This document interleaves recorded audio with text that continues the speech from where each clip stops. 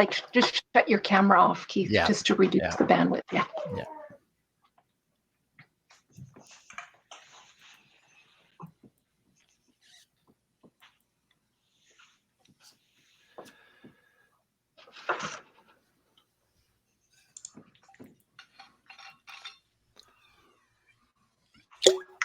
Okay, I believe that we're live. Can I have some a thumbs up to let me know that you're all out there? Okay, super. This is great. So welcome to the next session. This is a panel discussion on communicating restoration with farmers.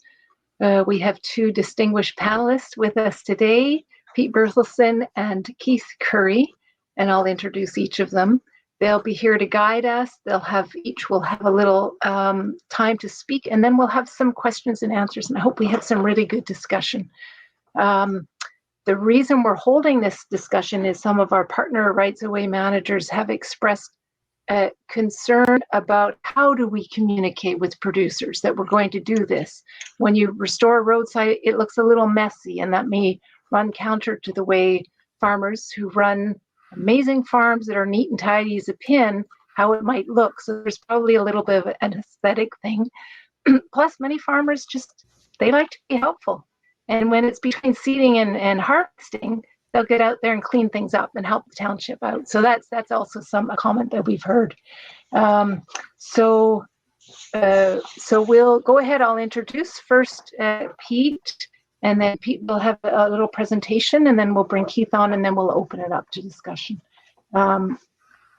So Pete Berthelsen is a renowned wildlife conservationist and pollinator habitat expert. I would also say he's a consummate teacher. I've seen him at work giving presentations and workshops, and he's brilliant. He's the president of Conservation Blueprint, which offers a range of experiences, seed mixes, services for those wanting to plan, create, and maintain helpful wildlife and pollinator habitat. Pete also serves as the partnership director for the Bee and Butterfly Habitat Fund. His current area focuses on including development collaboration between solar energy production and pollinator habitat, as well as promoting high quality, diverse pollinator habitat. Pete is a board member of Farmers for Monarch Joint Venture, and others. So welcome, Pete. Thank you, Carolyn. And thanks for the opportunity to participate today. I just wanted to give just a kind of a really short introduction because I think that it might help stimulate some of the questions today, and then also kind of give some of the perspectives that we might be chatting about today. So just a smidge of an additional introduction. I'm coming to you today from the United States, the state of Nebraska, right in the middle of Nebraska, which is an area that has rolling topography that's evenly divided between row crop production, primarily corn and beans, and rangeland. I am a beekeeper, but I'm primarily a wildlife biologist that has spent my career working on designing, establishing, and managing high quality pollinator habitat. And I guess I should also back up and say with this audience that I'm also a landowner. That aerial photo, this one here, is actually our farm and ranch that is located in central Nebraska. So in addition to being a beekeeper and a wildlife biologist, I also bring a little bit of that perspective of being a landowner. And I wanted to just kind of offer a few foundational thoughts that will kind of guide the comments that I'll be providing to the group today. And the first is when we call something pollinator habitat, which will certainly come up today, I think that whether you're talking to, anybody in the public, they probably form a picture in their mind of what they think pollinator habitat is. And it's usually something like this image or the photo on the calendar in your office when you flip it to the month of July in this gorgeous flowering meadow. Doesn't always look like that, and it certainly doesn't always look like that immediately. So it's important to know what people think of when we say pollinator habitat. The next thing that will guide some of my thinking and comments is that not all pollinator habitat is created equal. Just because a plant is flowering does not mean that it has high or great pollinator value. The other thought is that from a pollinator health and habitat perspective, if we try to solve those issues using the same tools that we've been using for the last decade or two, we will not be successful. And two examples that I mean by that are, this is a graph that shows annual honeybee hive losses. For the last decade or so, they've been around 40%.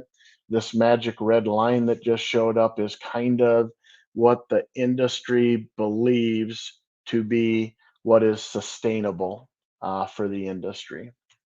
So we're well above that. And for monarch butterflies, it's kind of the same picture, where this is the annual population estimate for the eastern monarch butterfly population, and that red line is the line that we need the population to be at for that annual migration to be able to be sustainable. And we're well below that line. The other thought that I have, and this is the one that I think is going to come directly in to our conversation today. For me personally, I'll take an acre of pollinator habitat wherever we can get it. And to me, it's far more important that it's designed correctly and is great habitat. That's more important to me than where it's located. And the last thought is that this is kind of a unique moment in time where, in general, the public has a very heightened level of understanding that there are problems with pollinator health and habitat. And I'll just kind of wrap this up by telling you that where the establishment, design, and management of pollinator habitat comes into play, there's four really critical aspects of it. And just a little bit more of an explanation about every one of those. What I call the pillars of pollinator habitat management. The first one is thinking about what you want, what your objectives are, what your project objectives are before you start the project, and really think about what you want to get and then designing the project to make sure that happens.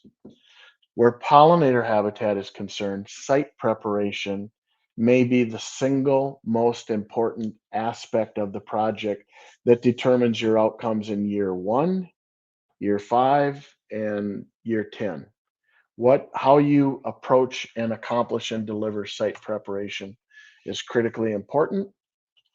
And we have access to a free pollinator habitat establishment and management guide through the Bee and Butterfly Habitat Fund that will provide great direction for folks. The next is to make sure that you're planting the right seed mixture and that it's designed correctly. And then there's nothing that we can do where we plant something, walk away from it, and always have great habitat. It always needs to have some form of regular kind of maintenance, or what we would also call management. And then I think that some of the things that Keith and I may talk about in some of our answers are that pollinator habitat and how things are put on the landscape has all kinds of opportunity for benefits, whether it's water quality benefits in the form of a buffer, or soil health from the form of cover crops or other plantings that increase soil health, or the application to work on the return on investment within agriculture, strategically applying pollinator health and habitat projects in a way that addresses and thinks about precision agriculture. And one of the things that I'll probably chat about today is there are pollinator groups out there that believe that any pollinator habitat that is located within 120 feet of active agriculture is compromised and doesn't provide great value. I personally disagree with that. And I mentioned this earlier, but I'll take an acre of pollinator habitat wherever we can get it. And then I just want to make sure that it's the best that it can be. And I think that pollinator habitat not only has the opportunity to work with agriculture hand in glove, but it has to. If it doesn't, we will not be successful in many of our pollinator health and habitat objectives. And those are just a couple of images there. Conservation Blueprint releases a pollinator habitat tip video every month. And one of them that we have, if you're ever looking for a resource that takes the conversations that Keith and I are going to have today and kind of distills them down visually into a 5-minute video, we have one in this area about pollinator habitat working with agriculture, and that would be available on all the different social media platforms that Conservation Blueprint is on, or you can contact us through some of this different contact information, and we would happily share that with you. So, Carolyn, that was my brief introduction to kind of kick us off today, and I'll hand it back to you to hand it to Keith. Wonderful. Pete, thank you for setting the stage so well. And if you have a minute, if you can click in, just put the link to that video in the chat. I'm sure there'd be folks who'd like to do that. So our next guest is Keith Currie. Keith is the first vice president of the Canadian Federation of Agriculture, which is Canada's largest farming organization, representing approximately 200,000 Canadian farmers across Canada. Keith is also a Collingwood, Ontario farmer. He's the former president of the Ontario Federation of Agriculture, and he has 25 years of experience with OFA.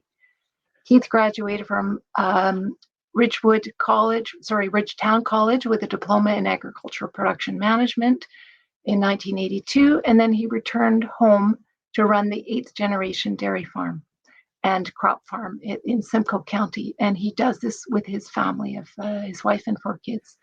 He grows grains, oilseed forage, corn, and gladiolus flour production. And I sit with Keith on a few national roundtables for food sustainability, and I will say that Keith is a brilliant defender of producers across Canada. So Keith, welcome. Well, thanks very much, Carolyn. And 2 things out of that. One, it sounds like I'm very old, which I guess I am, but I do appreciate the compliments as well. And likewise, it's enjoyable sitting on different roundtables and boards with people like yourself, because we all need to broaden our horizons and our aspects of what we do every day. And certainly that's what I like about a forum like this. And I think, the key piece to this, as the headline says, is communicating. And I think that's probably the biggest issue that we face on a daily basis. If you had asked me about being on a panel 10 or 15 years ago as a farmer, there would have been a lot of reluctance. And not because I wouldn't have felt that this type of forum wouldn't be important to participate in, but it seemed to be, at least in my opinion, that years ago, as I was beginning down my agricultural career, my farming career, that farmers seem to be on one side of the fence, and those that advocated for whether it's certain environmental practices or even pollinator habitats seem to be on the other side of the fence. And we didn't communicate, we didn't talk. It was almost an us versus them type of mindset, I'll say. And I know in my experience in agriculture advocation, I've learned a lot myself, and I think farmers in general have learned a lot as well over the years. We are always proud of the fact that we are environmental stewards of the land, and as we get through our farming careers, as we get older, as we start to learn more, we understand better how everything fits within the ecosystem. And certainly pollinators are no different. Here in Ontario, a number of years ago, probably close to a decade ago, I guess it was, we had a very, very late spring. And farmers got on the land very late, and were going all hours of the day, and was a very rapid planting season. But it also came in at the same time as a lot of our pollinators began to head out for the spring. And in particular, the honeybees were hit very hard during that time, because our planting methods now involve a lot of air seeders. And of course, our seed treatments now are coated with chemicals that prevent insects and grubs from eating those seeds once they're in the ground. And by using the air, that means there's also an exhaust. So some of these chemicals were exhausted into the air, and being an insecticide, they were killing insects, and namely pollinators. So that became quite a conflict between, in particular, beekeepers and farmers. And both were right, but both were wrong, because we didn't communicate to each other the way we should have, as far as trying to avoid what happened with a lot of bee deaths. We've learned a lot through science. So farmers in particular have learned a lot through science, and understanding of how we need to work together going forward. And I think we've learned a lot about our farms in general. Certainly in North America in particular, we do a lot of row cropping. So it's more of a monoculture type of farming that happens, although we are very diverse in the number of commodities that we are involved in. But we do a lot of row cropping. And I think having a better understanding of how we do that farming and how it relates to the bigger ecosystem is something that we're doing a lot better job of. I myself know that when I take, say, a 100-acre parcel, I have to now look at the economics of that 100-acre parcel, and in terms of dollars per acre. So if I have a section of my property that might be 2 or 3, 4 acres, that might be a gravelly sandy knoll, where I once would just go through it with the planter because I was out with the planter anyways. Let's just go through it. I realize now that is not the best economics, because my return on that section of land won't be nearly as high. In some cases, it'll be a loss. So am I better off taking that section of land and turning it into pollinator habitat? That it'll prevent me from loss. It'll also benefit my operation and my neighboring area by increasing the habitat opportunities for pollinators in general. So these are the kinds of things that farmers are now looking at and appreciating. And as we go forward, we certainly want to continue those kinds of efforts, and how we can work with those who are advocates for pollinator health and all types of ecosystem improvements right across our farming lands. So I'm looking forward to some of the questions that may come forward, and some of the things that we may talk about, because farmers are a willing participant in this. We just need to be engaged with the right people. We need to be ask the right questions, and it's more of a working together theme that we're looking for, as opposed to you're doing it wrong or you should do it different. And I think that's just the human nature in all of us to be like that when we're very passionate about what we're advocating for. But communication is always the key, and I think we're getting there much faster and much better. We still have a ways to go, but that's what forums like this are, why they're so beneficial, so that when I go back to my colleagues and the people that I represent, I can have a much more informed conversation about why things like pollinator habitat within the ecosystem are very important for us on the ground farming. So with that, Carolyn, I'll turn it back to you. We can begin with some Q&A if you like, or if there's other things that we need to talk about, I'll turn it back to you, and we can get this session going. Thank you very much, Keith. Some really important key points about communication and coming from a place of mutual understanding. I think that just hits it really to the core of what we need to be doing. And we need to communicate in order to understand each other. And it's not just one conversation, it's probably a lot of conversations to have. And I love your message about taking a collaborative approach.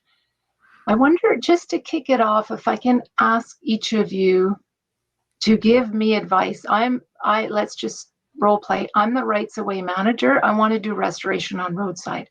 Your farm is adjacent to that roadside. What would you suggest?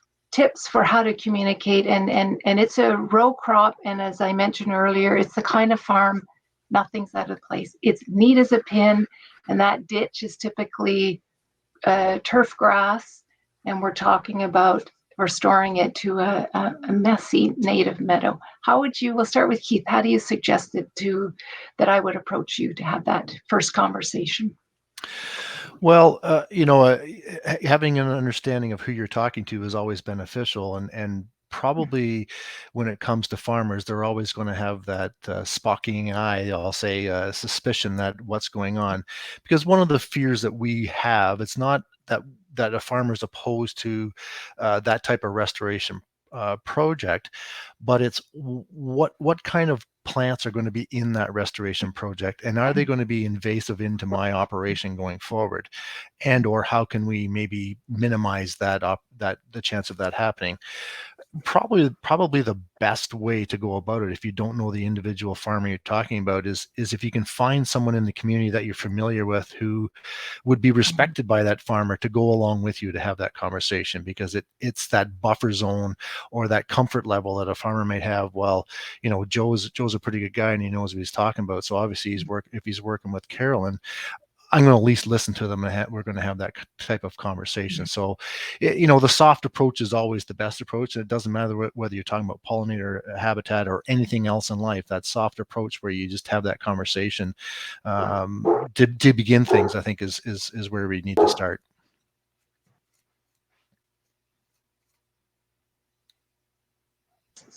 Sorry, I have barking dogs and a loud truck pulling up. So thank you, Keith. I'll turn it over to you, Pete. Yeah, I think Keith has really talked well about this, particularly in his presentation. Really, this is about communication. If you were adjoining landowner, whether you live in a city or wherever you live, you want to know what's going on the piece of property that abuts yours. That's pretty basic human nature. So I would say that communication is the primary thing.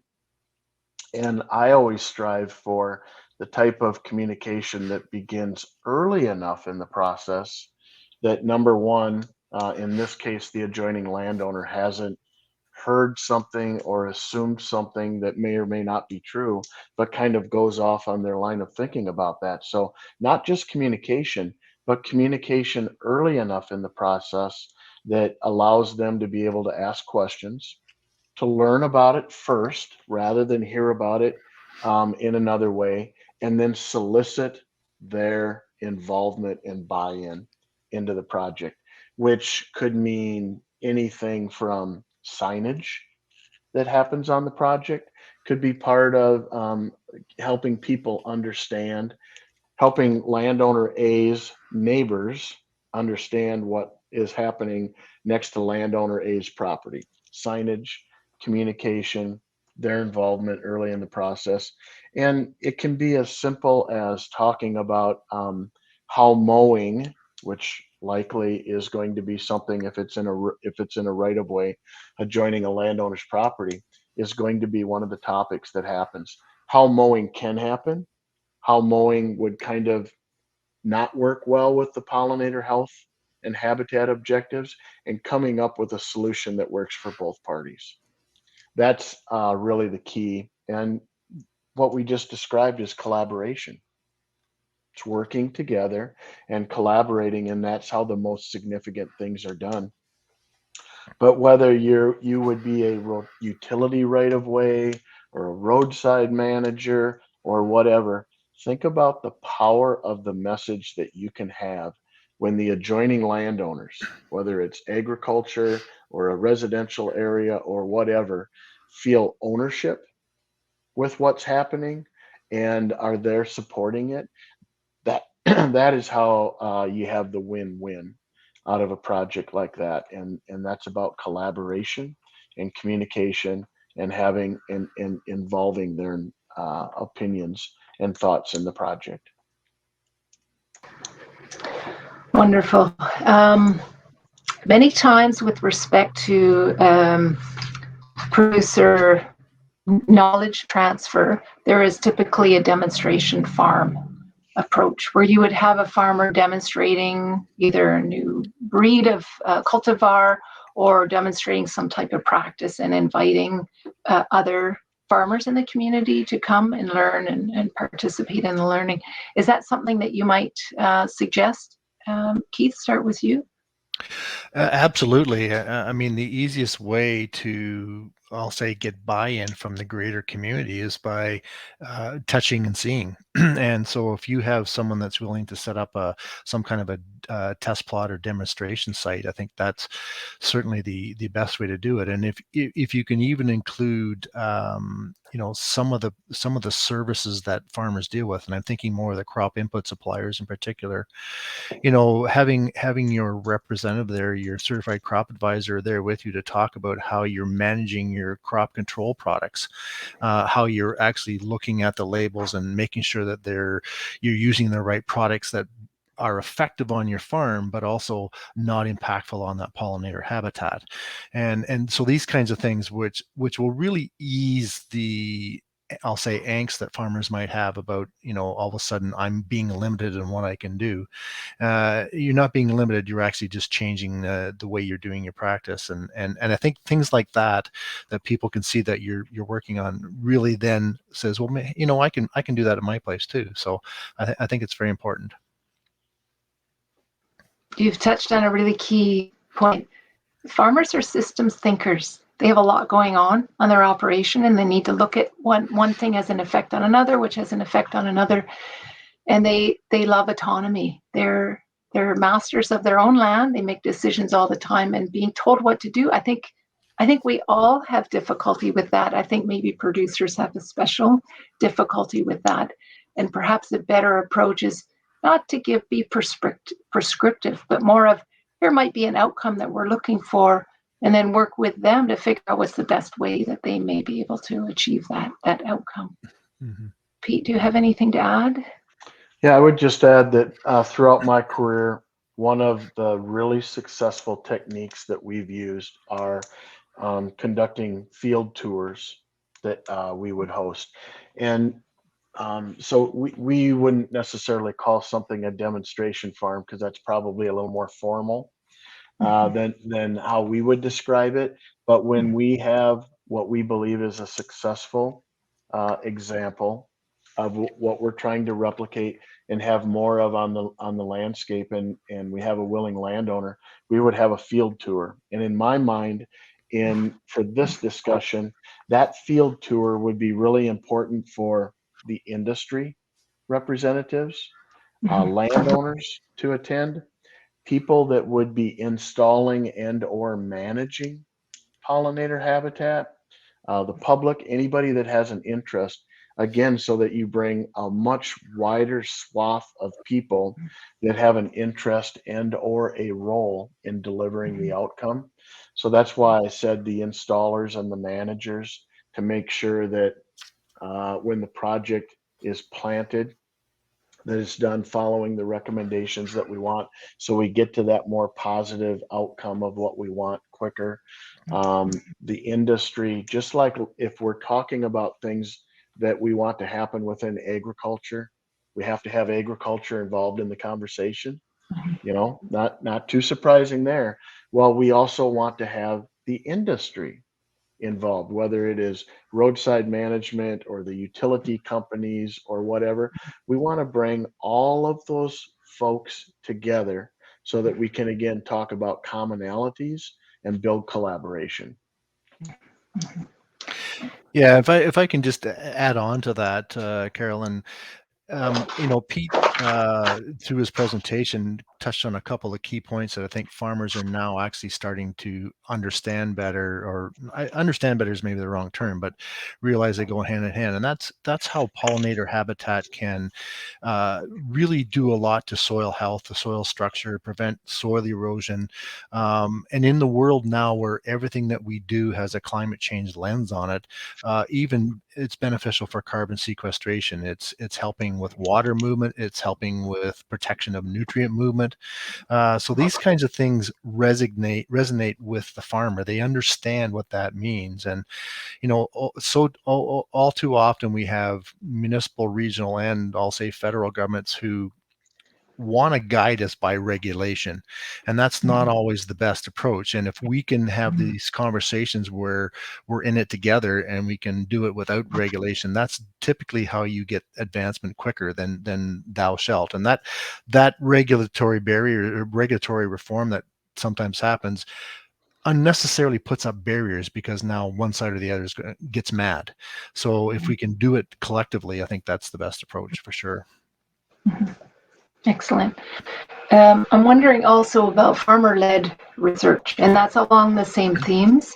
If we have a stretch of rights-of-way that is extending beside, say, a crop of soy, wouldn't be the case with corn, wind-pollinated by soy, although self-fertile benefits, its yield benefits from pollination services. If we were to, for example, have a collaborative research where there were yield estimates, yields measured by producers before and after. And of course, it's going to take maybe 3 years to have a fully functioning rights-of-way that's restored. Would that help? Because certainly my experience working with producers, they really are hands-on, and I call them show me. They like to see for themselves. They like to feel it. They like to understand it for themselves, rather than just be sent a scientific paper. It's let's do this together. Am I on the right thought on that? Pete, what do you think? Sure, you're on the right track. And from my perspective, what you just described with the research is just about bringing more information together again, so that there can be more collaboration. But I would so research that shows that pollinator habitat can harbor beneficial insects that eat the bad, negative insects. That's important. Yield increases, obviously, that's important. But I'll take one step back from those two examples that I just gave and say that I believe very strongly that there's room for conservation on every farm and ranch, in the country, and that the way that that happens the best is when we are working with landowners to help them address a possible resource concern or issue on their farm and ranch. If I have that soil erosion issue, if I have a water quality issue, if I'm required to have a riparian area with a buffer to keep agricultural chemicals out of the water, if I have the gravelly area in the field that Keith referenced in his introduction, those are areas in which pollinator habitat can be one of the tools that agriculture uses to address their specific resource issue on their farm and ranch.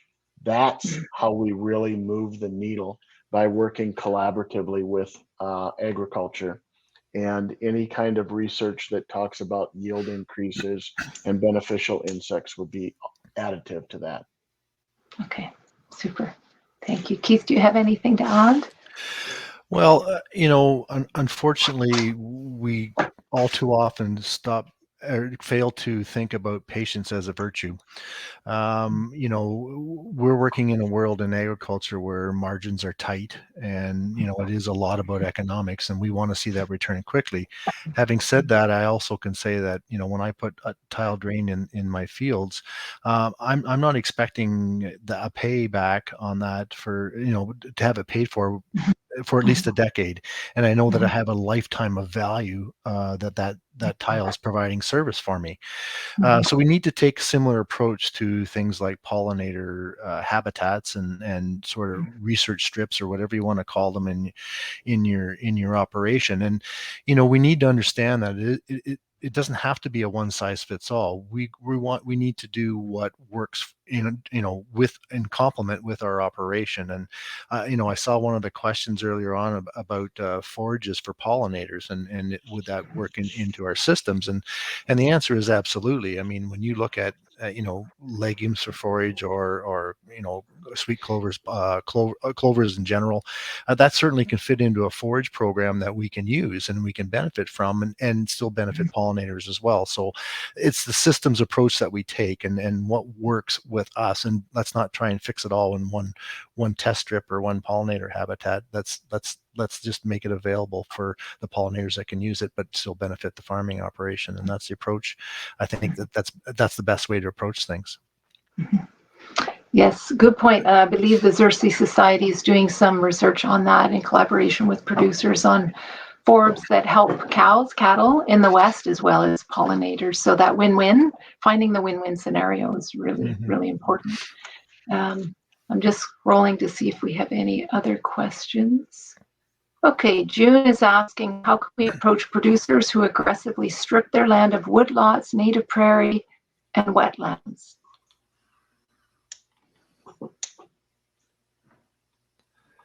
Anyone want to tackle that? Well, again, it's as I mentioned earlier, if someone were to go into my place, if I'm stripping the land of everything because I don't want any pollinators, I don't want anybody coming in and telling me I can't do this and that because I have a species in here that's I have to change the way I do things. I may just not understand the benefits that pollinators provide. It might just be a lack of ignorance on my part.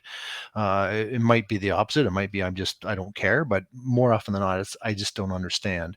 So taking that approach going in and how you can help someone understanding the benefits of what they're taking away is important. And again, this is where you can maybe use someone in the community that's well respected and can go in and in with you and approach that landowner as to why it's beneficial for them to not do what they're doing and do it somehow differently so it doesn't affect the pollinators. It's all in the approach, and it's an education piece and it's a communication piece, and it's never going to be easy and you're not always going to win, but more often than not you will. I think also we all have to understand we're talking about private land and land that people make their living on. And so commodity prices go up, generally natural habitat goes down. That's generally the way it works. And I think it's really important that we establish a point here that conservation should not happen on the backs of producers. So if they're cutting down their hedgerow, draining their wetland, taking out their woodlot, it doesn't necessarily mean they don't care about conservation. They may not know or understand the implications, and they are thinking about their bottom line. And I think where we come in is maybe to broaden that understanding of there may be benefits of restoring a hedgerow is going to provide habitat for those beneficial insects that may be predatory on your crop pests, for example, to have that fulsome experience so that producers have an opportunity to do their good systems thinking with more knowledge that they can use to inform their decisions. Yeah, and I think it's important also to play the long game here. You're not going to get everyone, and if someone has just dug in their heels and said no, go away, I don't want to talk to you, then you need to move on and maybe get the surrounding neighbors to kind of do their thing and almost guilt someone into participating or getting, at least have it, that would demonstrate a better way to do things, so they might have a different understanding of why it's important to do that. So it is important in that respect too.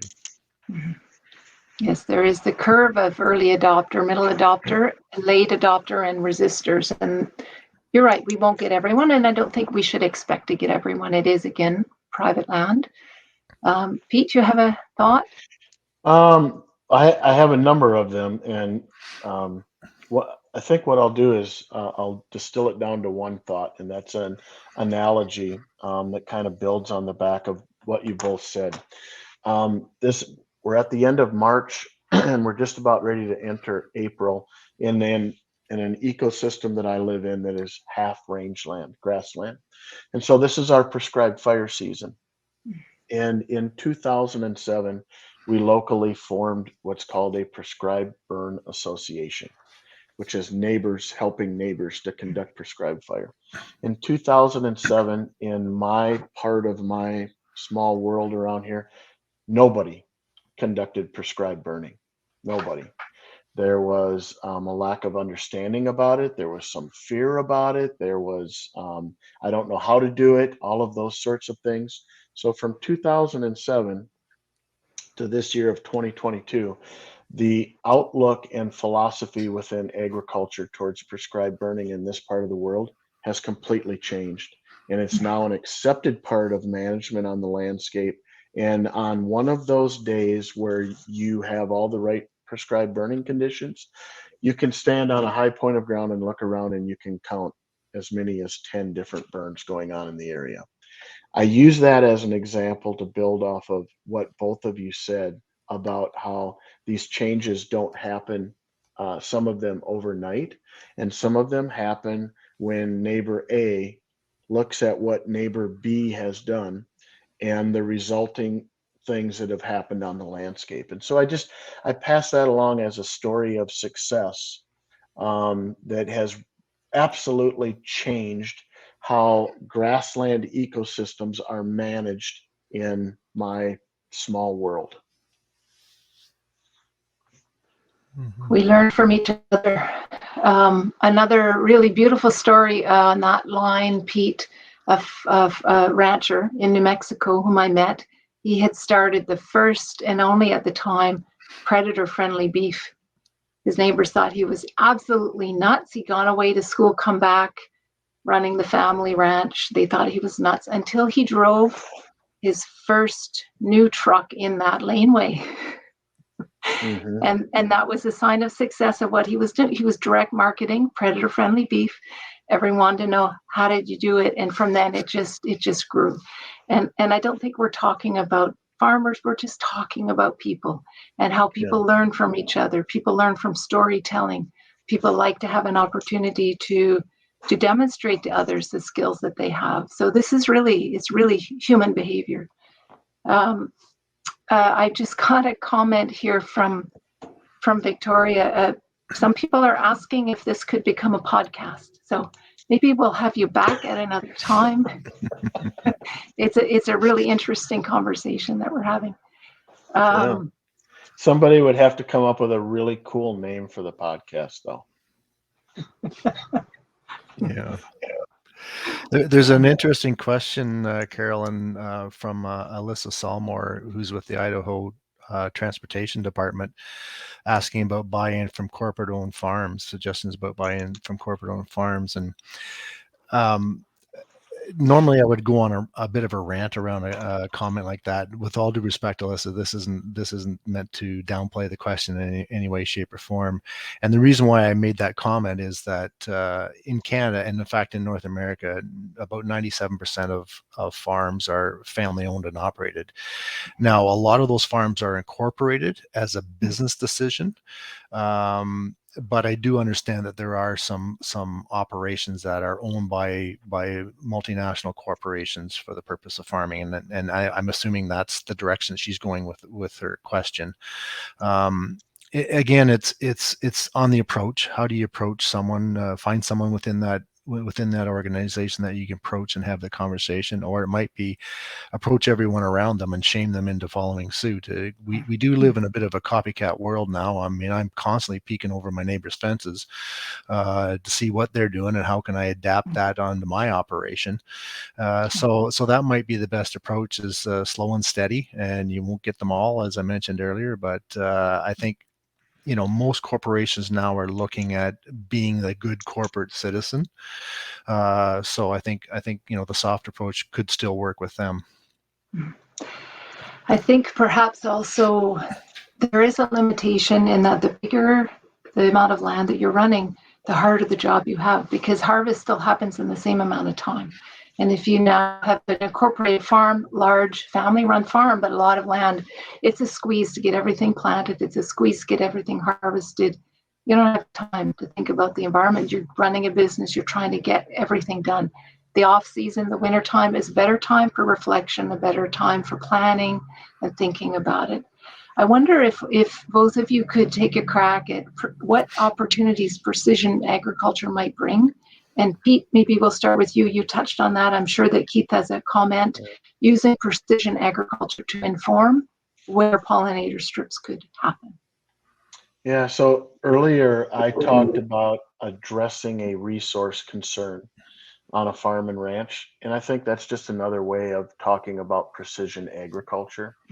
The more sophisticated we become with our equipment and our technologies and our advancements in agriculture, and we look at red acres and green acres in agriculture and are able to look at that return on investment and take it down to that very, very specific example that Keith gave in his introduction.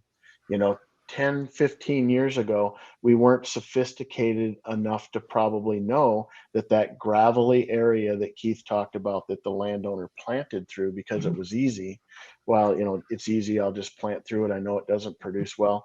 Well, 10, 15 years ago, we probably weren't maybe sophisticated enough to know that, well, not only does it not produce well, but it's draining resources from your farm. You're losing money on it, the red acres in the red and green thing. So I think I always view conversations like this as an opportunity to talk about how to bring many different things together so that the things that I care passionately about, pollinator health and habitat, grassland songbirds, water quality, soil health, all of those kinds of things, have an easier way of talking about how it can not only work with agriculture, because it has to, for us to be successful, we have to work with agriculture.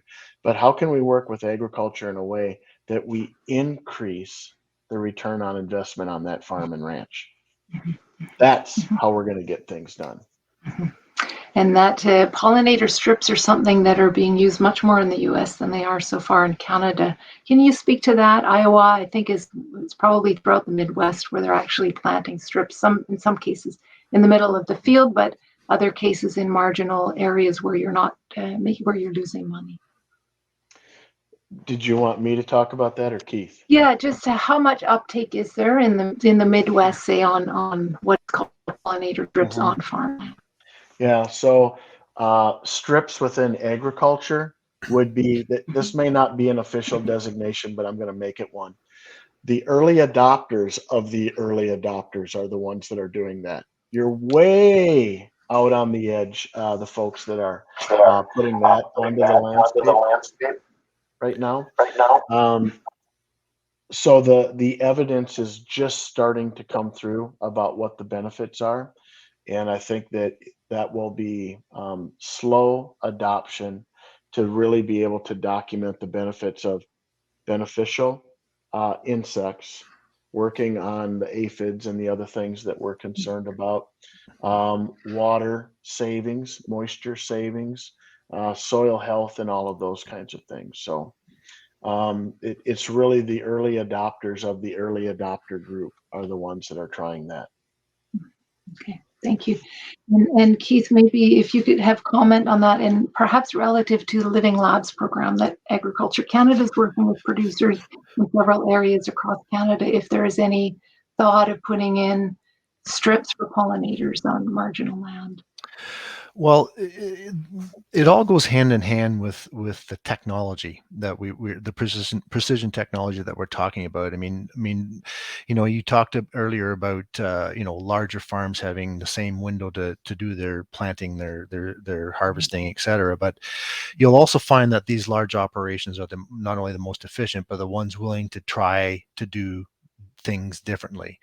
And certainly with the increase, I mean, precision technology is as big in agriculture as it is in any industry. The only thing that's really limiting us from going further is the lack of good broadband or internet or 5G. So we'll get there at some point in time. We'll get that problem solved, and we'll really start to advance with precision technology. But we also have a lot of farms now that are farming in a strip tillage system. Where it's not sort of a blanket seeding of a crop. It's in strips. So there's great opportunities now to, in between those strips, start putting in things like forages or other types of pollinator habitat, not only for the benefit of pollinators, but as Pete mentioned, prevention of soil erosion or better water movement, carbon sequestration, you name it. So I think there's a lot of opportunity, and as Pete was talking, I'm thinking to myself, boy, if we could just get our universities and our academic research folks to do more in this field, I think that's how you sell it to the farm community when they see academic institutions doing things like this, like the Living Labs that we're doing here in Canada. If we can ever get them into Western Canada, because right now it's mostly just in the East that we're seeing them, but those Living Labs are proof to the folks on the ground like me, the farmers I represent, that yes, there is a benefit to this. I have to be able to see it and touch it and understand it before I want to jump in with both feet. So I think that's where the academic facilities can play a huge role, because I know myself, I'm constantly looking at results from research from universities and colleges. So the more we can do that, I think the quicker we'll get to where we need to go. Perfect. Okay, and that means I have a follow-up email to send you, Keith. We have a postdoc ready to go from University of British Columbia who wants to look at pollinator strips on farmland, in particular Southern Ontario. So I will give you a call about that. Okay. There was a question earlier on. Michelle Valla asked a specific question of whether there are actually any concerns with flowering plants within forage hay. So I'm not sure if she's heard that concern. Michelle is with Lanark County. Is there a concern about having pollinator plants in forage hay? And to me, in forage, there would be clover. Clover are great. That's great pollinator plants. I don't know what else might be good for pollinators. Is really not appreciated by those growing hay. Any thoughts on that?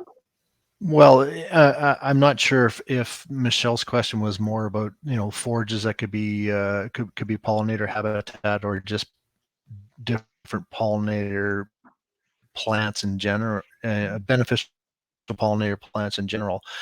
And if it's the latter, the only concern as a farmer I might have is that plant unpalatable to the livestock that I'm going to be feeding it to? Does it make the feed bitter, or the animal won't eat it? So we can certainly have pollinator plants that are complementary to forage production. By all means, there's a lot, as you mentioned, clovers and lots, like alfalfa is a great pollinator plant as well. So there are opportunities. We just have to match what works with that forage production to make sure that it's, the animal's going to eat the forage. That's the goal of the forages in the first place. Mm-hmm. Yes, and certainly with forage, as you said, it's really important that it's high quality for dairy in particular, and they do feed the forage, but they need to be cut very early to keep that quality high. So there might be a limitation where you'll have pollinators out in the field during the bloom time, and they just have to cut them. But where there aren't limitations, hay, for example, there could be more ability to match. I'm not familiar with any plants in that are typically grown in hay that are detrimental to pollinators. I think that's really a win-win perspective. Pete, any thoughts on that? Not a lot, other than I would say that I'll give you a personal opinion. I would say that very often you can hear people express concerns about milkweed. Milkweed could be a species that showed up in a forage, a hay field. My personal opinion, based on a lot of years of observation on our farm, on neighboring farms, is that cattle prefer and select milkweed. When we have highly diverse established plantings that are opened up for emergency haying and grazing, the first thing, because I'm very interested in the plant, the first thing that the cattle go to is the milkweed. And when we have grazing activity in an area, you will not have milkweed in that planting because it's so highly preferred. Well, milkweed comes with a very strong reputation for being hazardous to grazing.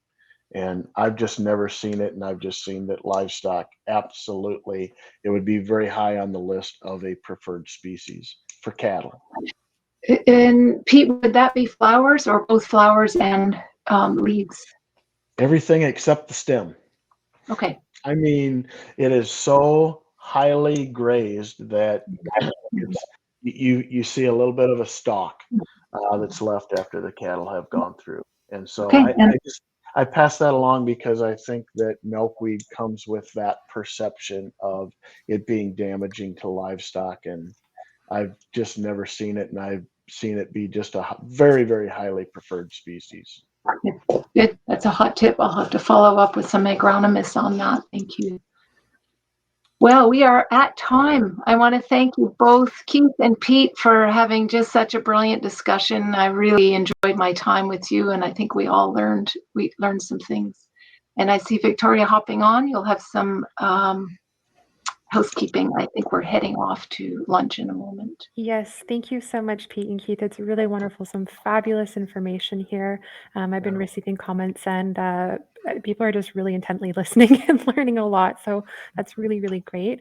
I just want to ask everyone, as we're finishing with this topic, to do a little chat storm. So think about this for a moment. What are you taking away today about communicating restoration with farmers? So think about that for a moment. I'm going to put it in the chat. I'm going to go over what we're going to be doing after lunch, and just start, putting it in the chat as you're listening. So I'll just share my screen here just for a moment.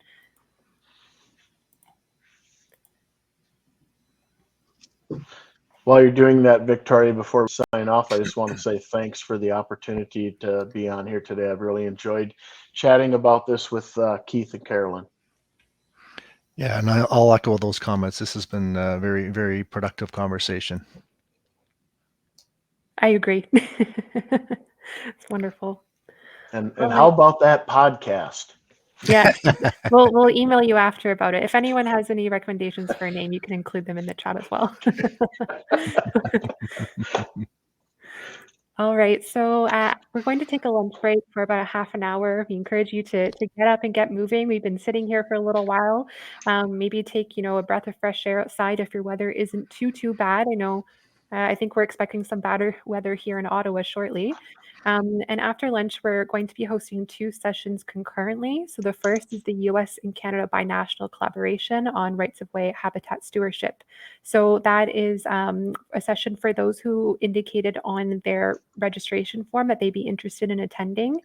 So you just go to the same spot on your schedule and click join. It won't be in a stage like this. It'll be more like a regular group meeting where we just go automatically into a call all together with our videos and microphones. And then the other session occurring concurrently is transitioning organically, exploring alternative site preparation methods with Sarah Neasy from Xerces Society. So those who are not signed up for the first will be able to attend the former. And again, you just join from your schedule. So that's what we have going on there. If at lunch you wish to take time to speak with your peers, have some friendly discussion, get to know one another, feel free to do that. You can take a seat in the meet and greet area, or we also have this little functionality through AirMeet that I'll load in the schedule as well, where you can join this space, and when you move your cursor to another person, you can pop up and have a direct one-on-one call with them. So optional, but it's there if you'd like to use it. And that's all I have to say. Just thank you again to Pete, to Keith, and to Carolyn as well for moderating that session. It's been wonderful to have you. And I know I'm really looking forward to this recording and going back and taking some more notes for myself. All right, so we'll see you all back at 1 p.m. Eastern time. Have a good lunch, everyone.